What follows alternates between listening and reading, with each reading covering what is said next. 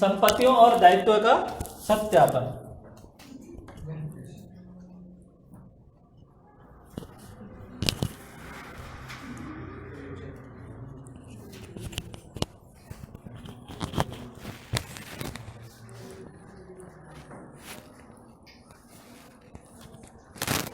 देखो, संपत्तियों और दायित्व का सत्यापन, संपत्तियों और दायित्व का सत्यापन। देखिए एक बात समझ लीजिए, अंकेक्षण का मतलब होता है बहियों और खातों की जांच करना ही आपका क्या कहलाता है? अंकेक्षण। अब देखिए अंकेक्षण में वो सबसे पहले तो क्या करता है, देखिए मैं आपको कहा है नियंत्रण, और नियंत्रण कौन सा? आंतरिक नियंत्रण। क्लियर? अंकेक्षक क्या करता है? आंतरिक नियंत्रण प्रणाली को देखता है कि कंपनी में विद्यमान है या नहीं। और आंतरिक नियंत्रण प्रणाली में भी आपको दो बात बताई मैंने, एक तो आंतरिक जांच और दूसरी आपकी आंतरिक अंकेक्षण। यह बात हो गई क्लियर। एक उसके बाद मैंने आपको क्या बताया? अंकेक्षण कार्यक्रम, अर्थात इस प्रणाली को ध्यान में रखते हुए वो कौन? अंकेक्षक। आंतरिक नियंत्रण प्रणाली को ध्यान में रखते हुए वो क्या बनाता है? क्या तैयार करेगा? अंकेक्षण कार्यक्रम। और अंकेक्षण कार्यक्रम वो तैयार करने के बाद यदि आंतरिक नियंत्रण प्रणाली अपनाई गई है तो वो कौन सी जांच अपनाता है? परीक्षण जांच। यदि वहां पर आंतरिक नियंत्रण प्रणाली संतोषजनक नहीं है और कंपनी ने आंतरिक नियंत्रण प्रणाली अपना नहीं रखी तो वो कौन सी जांच करेगा? नेतक जांच या विस्तृत जांच। अब यह बात, अब वो कौन सी जांच कर रहा है? परीक्षण जांच। तो जांच करेगा तो उसके लिए क्या चाहिए उसको? प्रमाणक। तो इसलिए हमने क्या पढ़ा? प्रमाणन। जो भी व्यापारिक व्यवहार या लेन देन है उनकी सत्यता और शुद्धता की पुष्टि कौन करेगा? किनके आधार पर की जाएगी? प्रमाणक के आधार पर। और यह पुष्टि करना आपका क्या कहलाएगा? प्रमाणन। अर्थात जो भी व्यापारिक व्यवहार या लेन देन या जो भी सौदे आपकी पुस्तकों में लिखे गए हैं वो सही लिखे हैं या नहीं, वो किसके आधार पर? प्रमाण। उसके बाद यह आता है क्या? आपकी एक होती है क्या? Balance sheet. क्या होती है? बैलेंस शीट, जिसमें दिखाई जाती है एक तो क्या? संपत्तियां और दूसरे दायित्व, असेट्स और लायबिलिटीज। संपत्तियों और दायित्वों को दिखाया जाता है किसमें?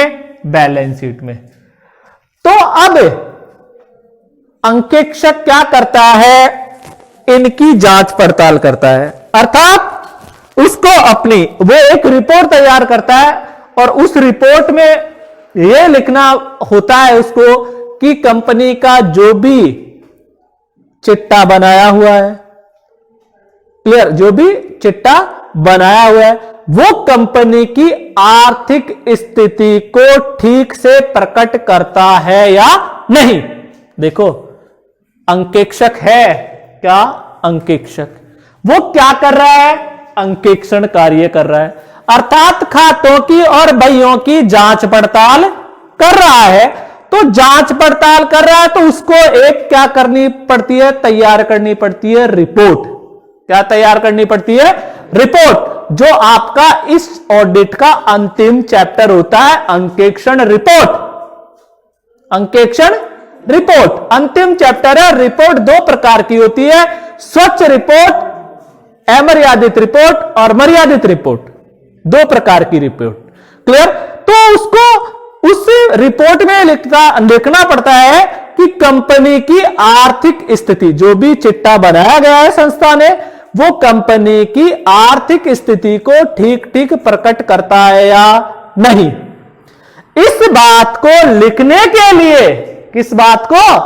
इस बात को लिखने के लिए संपत्तियों की सत्यता की जांच करनी होती है और उसे ही क्या कहते हैं? संपत्तियों का सत्यापन कहते हैं।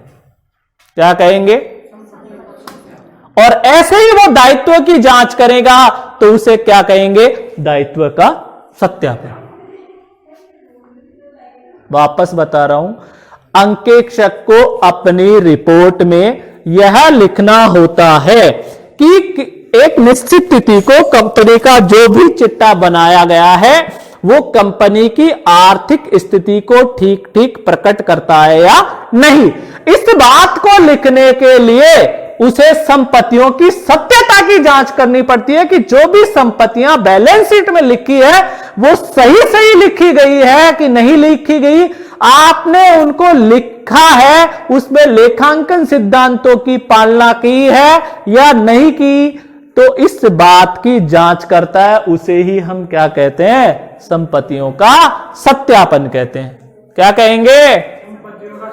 संपत्तियों का सत्यापन। तो लिखो, संपत्तियों का सत्यापन।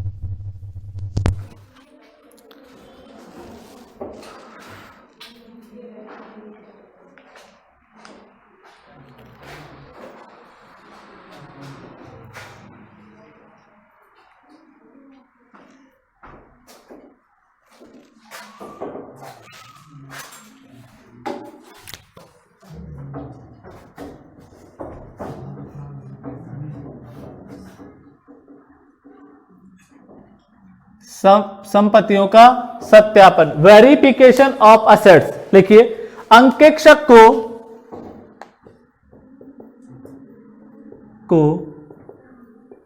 अपनी रिपोर्ट में यह लिखना होता है कि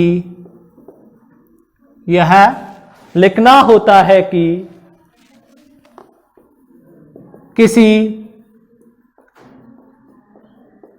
निश्चित तिथि को बनाया गया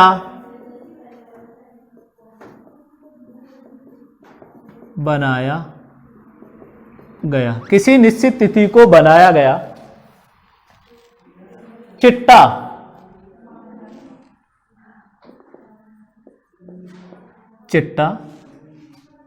उसकी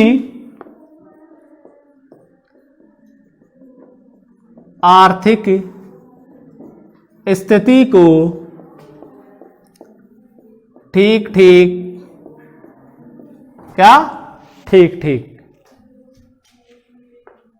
या सही रूप में, आर्थिक स्थिति को सही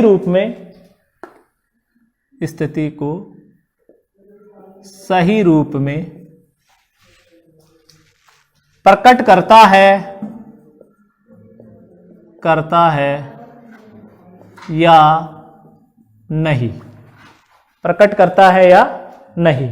इस बात को लिखने के लिए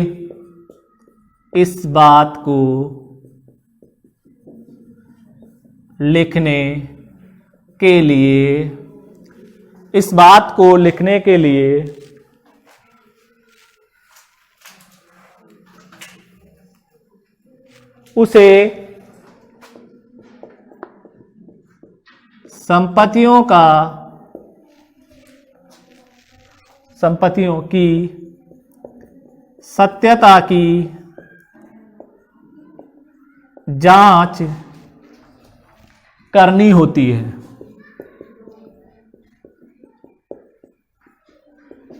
सत्यता की जांच करनी होती है। इस जांच को ही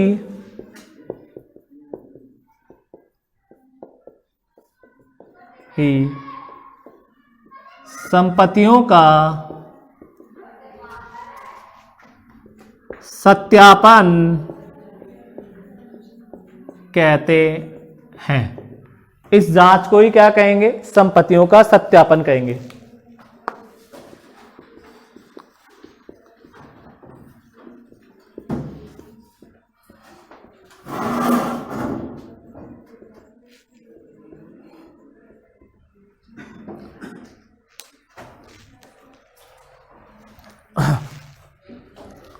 देखिए वेरिफिकेशन ऑफ असेट्स क्या होगा, संपत्तियों। देखिए अंकेक्षक को अपनी रिपोर्ट में यह लिखना होता है कि किसी निश्चित तिथि को बनाया गया चिट्टा, किसी भी व्यापारिक संस्था है उसका जो भी चिट्टा बनाया गया है वो चिट्टा उसकी आर्थिक स्थिति को सही रूप प्रकट करता है या नहीं करता। क्लियर? इस बात को लिखने के लिए उसे संपत्तियों की सत्यता की क्या करनी पड़ती है, जांच करनी पड़ती है, और इस जांच को ही हम क्या कहेंगे, संपत्तियों का सत्यापन कहेंगे। अब वो जांच में क्या क्या करता है कि वो क्या क्या देखता है, सुन लो आराम से, कि संपत्तियों का मूल्य, एक तो वो क्या देखेगा, संपत्तियों, अर्थात उन्हें सही मूल्य पर चिट्टे में दिखाया गया है या नहीं। भाई संपत्तियों के सत्यापन में क्या करेगा वो, फिर उसका स्वामित्व है कि वर्तमान में कंपनी के पास उसका स्वामित्व है या नहीं। फिर उसके बाद विद्यमानता, वर्तमान में वो कंपनी में विद्यमान है या नहीं। एक उस पर प्रभार कि उसकी भी जांच करेगा। हो सकता है कोई आपकी संपत्ति थी और उसको आपने गिरवी रखकर उस पर क्या ले रखा है, ऋण ले रखा है, तो उसकी भी वो क्या करता है, जांच करता है।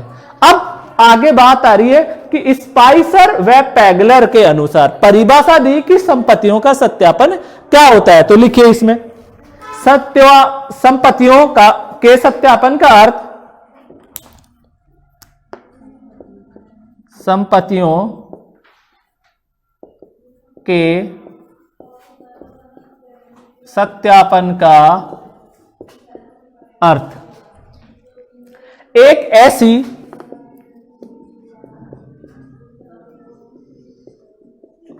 पूछताछ, एक ऐसी पूछताछ से लगाया जाता है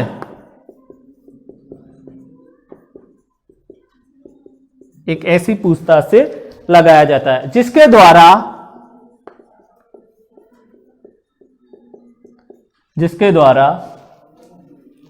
अंकेक्षक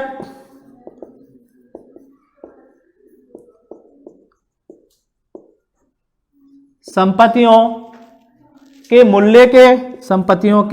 मूल्य, स्वामित्व, स्वत्व, विद्यमानता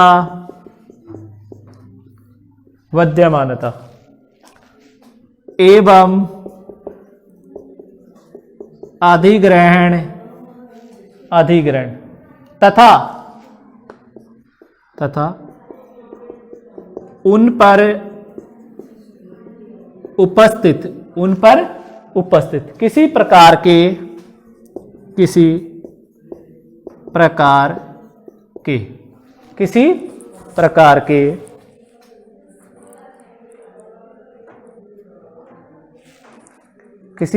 के प्रभार के बारे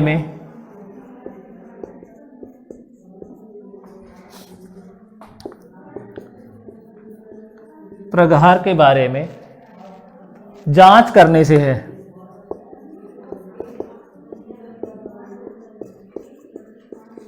तो यही आपका क्या होगा, संपत्तियों का सत्यापन।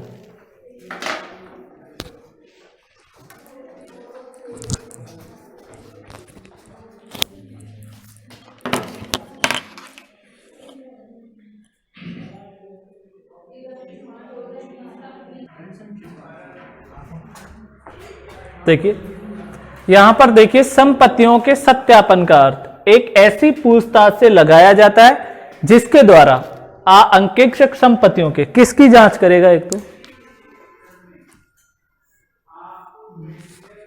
मूल्य की, एक स्वत्व व विद्यमानता। स्वत्व का मतलब किसके नाम है वो, ठीक है। विद्यमानता की वर्तमान में वो है या। एक अधिग्रहण का मतलब जानते हो, क्लियर। हो सकता है किसी कंपनी ने टेक ओवर कर लिया, उसको अधिकृत कर लिया उस संपत्ति को, तो उसके फिर आपका लास्ट वो किस बात पर बल देगा, प्रभार, कि आपने कोई ऋण ले रखा है और उसमें उस संपत्ति को गिरवी थोड़ी रख रखा है, क्लियर, ठीक है। तो गिरवी रख रखा है ना, तो वो अपनी रिपोर्ट में लिख देगा कि लैंड और बिल्डिंग को प्रभार के रूप में गिरवी रख रखा है। भाई इस पर क्या है, चल प्रभार है, क्लियर। ठीक है, ऋण के बदले ये क्या है, सुरक्षित है, बैंक में इसके कागज जमा है, गिरवी रख रखा है। क्लियर हो गई बात। अब आगे लिखिए,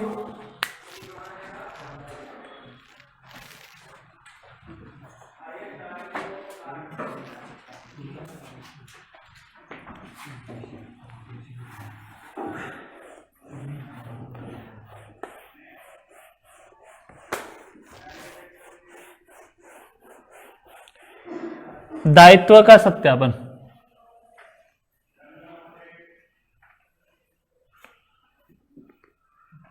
एक परिभाषा और करा दूं या खूब है, ये तो एक ही खूब है। लिखो, दायित्व का सत्यापन।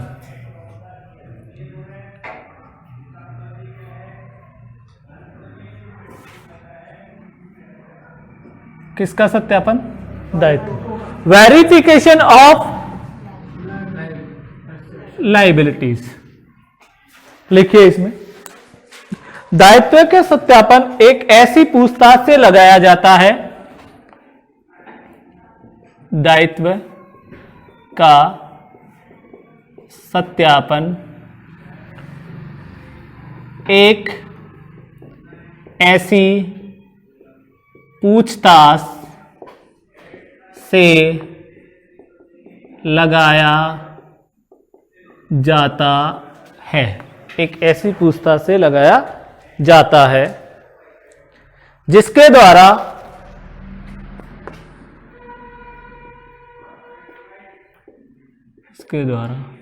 अंकेक्षक को यह विश्वास हो जाए, अंकेक्षक को यह विश्वास हो जाए, किसका विश्वास हो जाए, कि पॉइंट नंबर 1, पॉइंट नंबर 1 कि समस्त दायित्व चिट्टे में शामिल कर लिए गए हैं, समस्त दायित्व चिट्टे में शामिल कर लिए गए हैं। नंबर 2,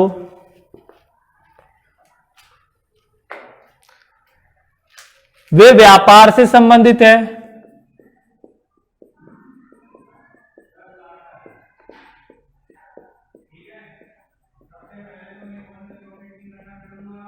किससे संबंधित है, नंबर 3, किससे संबंधित है, व्यापार से संबंधित है। पूर्ण रूप से अधिकृत है,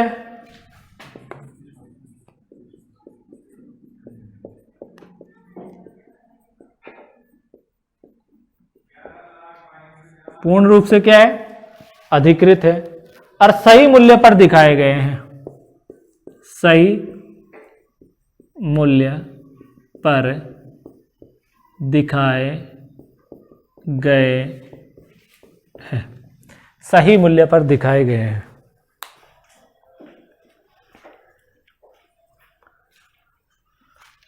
देखिए, दायित्व का सत्यापन, जब भी अंकेक्षक दायित्व का सत्यापन करता है, किसका सत्यापन करेगा वो, दायित्व का। तो दायित्व का सत्यापन एक ऐसी पूछताछ से लगाया जाता है जिसके द्वारा अंकेक्षक को यह विश्वास हो जाए कि जो भी उसकी कंपनी के क्या थे, दायित्व थे, समस्त दायित्व चिट्टे में क्या कर लिए गए हैं, लायबिलिटी साइड में आपने इंक्लूड कर लिया, शामिल कर लिया। दूसरा, वो क्या करेगा, वे व्यापार से संबंधित है, ये बात, इस बात की वो क्या करेगा, जांच करेगा। क्लियर। कुछ दायित्व ऐसे ही लिख दिए जो व्यापार से संबंधित ही नहीं है। क्लियर। तो वो उसमें आपने चिट्टे में जो दायित्व शामिल किए वो किससे संबंधित होने चाहिए, आपके व्यापार से संबंधित होने चाहिए। दूसरा, दायित्व पूर्ण रूप से अधिकृत है। अधिकृत का मतलब, जैसे मान लीजिए क्रेडिटर्स है, क्या है, क्रेडिटर्स, ठीक है, लेनदार है, तो लेनदारों के लिए भाई आप माल खरीदते हो, क्लियर, तो खरीदने के लिए आपको कौन अधिकृत करता है, कौन परमिशन देता है, तो उस चीज की भी वो क्या करेगा, जांच करेगा। फिर सही मूल्य पर, और फिर वो क्या करेगा कि जो भी दायित्व थे, किस व्यक्ति, वो व्यापार से संबंधित है, किस व्यक्ति ने उसको क्या किया, अधिकृत किया, भाई आप इतने रुपए का माल खरीद सकते हो, क्लियर। और उसके बाद उसको आपने सही मूल्य पर आपने उसको चिट्टे में लिखा है या नहीं, इस बात की जांच ही आपका क्या कहलाता है, दायित्व का सत्यापन कहलाता है। किसका सत्यापन कहलाता है, दायित्व का सत्यापन कहलाता है। 4 बात इंपॉर्टेंट है। पहली बात है कि चिट्टे में शामिल कर लिए गए, वे व्यापार से संबंधित है, पूर्ण रूप से और सही मूल्य पर। किस पर है, सही मूल्य पर दिखाए गए।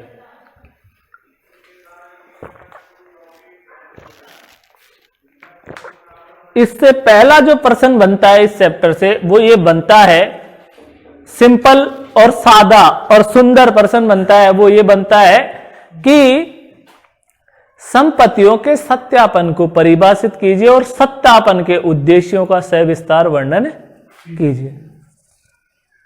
पहला प्रश्न क्लियर। इसका आंसर अपना कंप्लीट हो गया, हमने अर्थ और परिभाषा कर ली, दायित्व का सत्यापन कर लिया। अब लिखो सत्यापन के उद्देश्य।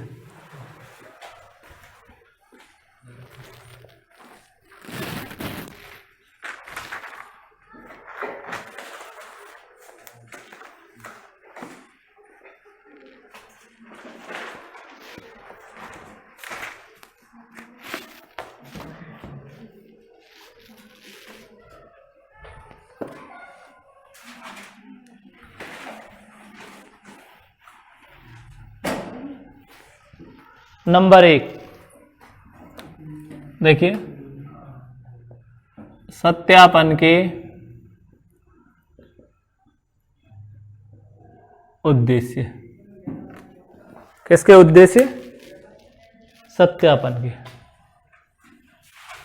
नंबर 1 लिखो, स्थिति विवरण का सही होना। स्थिति विवरण का सही होना। किसका सही होना, स्थिति विवरण का सही होना।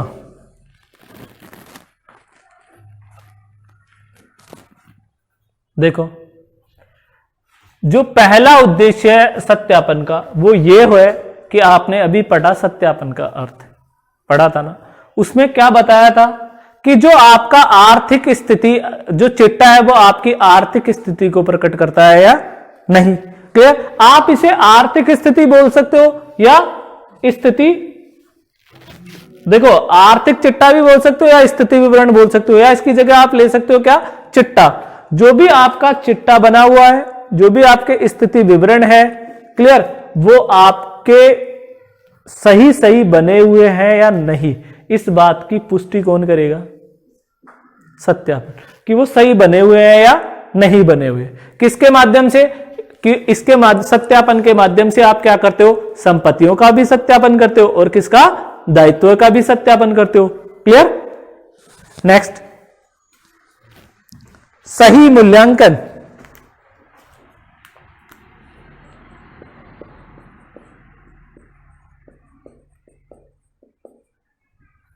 सही मूल्यांकन।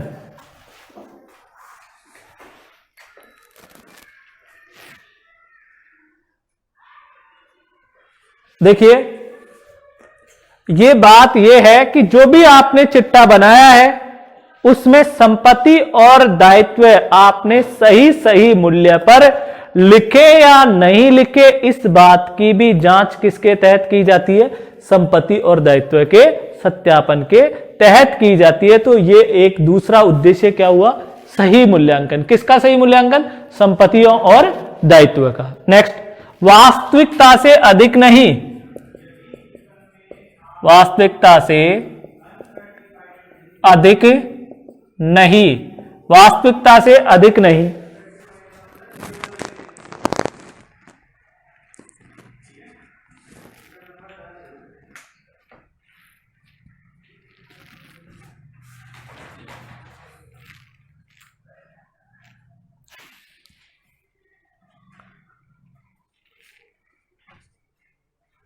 देखिए, ऐसी संपत्ति और दायित्व को नहीं दिखाया गया जो संस्था की नहीं है। क्लियर? इस बात की भी किसमें जांच होती है? संपत्ति और दायित्व के सत्यापन में। दूसरा लिखो, वास्तविकता से कम नहीं।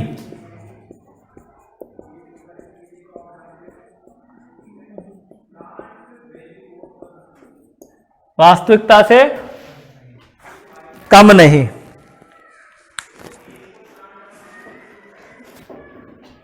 अर्थात हो सकता है वास्तविकता से कम नहीं का मतलब कि इसके तहत यह भी जांचा जाता है कि आपने कोई संपत्ति और दायित्व को हो सकता है चिट्टे में दिखाया ही नहीं, छिपा लिया हो। क्लियर?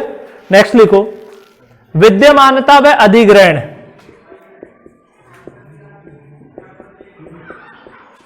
एवं अधिग्रहण। विद्यमानता एवं अधिग्रहण अर्थात चिट्टे में जो भी संपत्तियां दिखाई गई है उन पर किसका, संस्था का पूर्ण अधिकार है या नहीं, वो संस्था का उस पर स्वामित्व है या नहीं। नेक्स्ट, कपट एवं अनियमितताएं। कपट एवं अनियमितताएं। कपट एवं अनियमितताएं। देखिए, इसका मतलब होगा विद्यमानता एवं अधिग्रहण कि वर्तमान में जो आपकी संपत्ति वगैरह है वो कंपनी में विद्यमान है या नहीं। इसका कपट एवं अनियमितताएं, देखिए कोई भी कपट या अनियमितता है, अगर वो रह जाती है तो आप जब चिट्टे की संपत्ति और दायित्व का सत्यापन करते हैं तो उस जांच में वो प्रकट हो जाती है। नेक्स्ट, गणितीय शुद्धता। कौन सी शुद्धता? गणितीय शुद्धता। हो सकता है आपने चिट्टे में किसी संपत्ति और दायित्व को लिखा और कम लिख दिया, तो गणित संबंधी शुद्धता का भी आपको क्या पता चल जाएगा? पता चल जाएगा किसके माध्यम से? संपत्तियों के सत्यापन के माध्यम से। और चिट्टे में सही निरूपण, चिट्टे में सही निरूपण।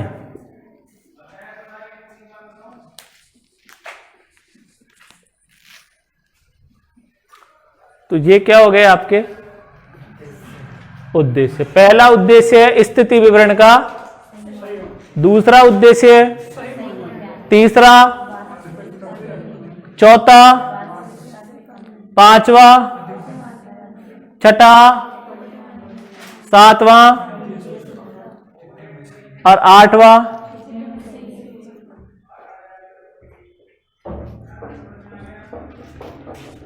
अब आते हैं सत्यापन के सिद्धांत। किसके सिद्धांत? तो लिखो,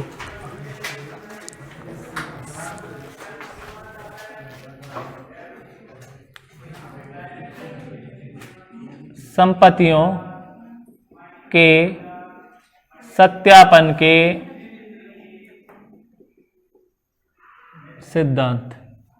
ये सिद्धांत ऐसी चीज है, इन सिद्धांतों के माध्यम से आप काफी प्रश्नों के उत्तर दे सकते हैं अगर आपको संपत्तियों के सत्यापन के सिद्धांत पता है तो। मैं बता दूंगा प्रश्न कैसे है, तो फिर आप इन्हीं सिद्धांतों के माध्यम से उन प्रश्नों का उत्तर दे सकते हैं। तो ये सिद्धांत आपके इंपॉर्टेंट है। पहला, अस्तित्व। अस्तित्व। नंबर 2, स्वामित्व।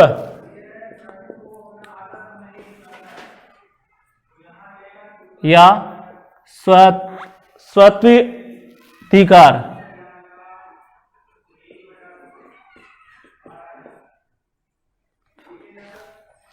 नेक्स्ट, बंधक या प्रभार।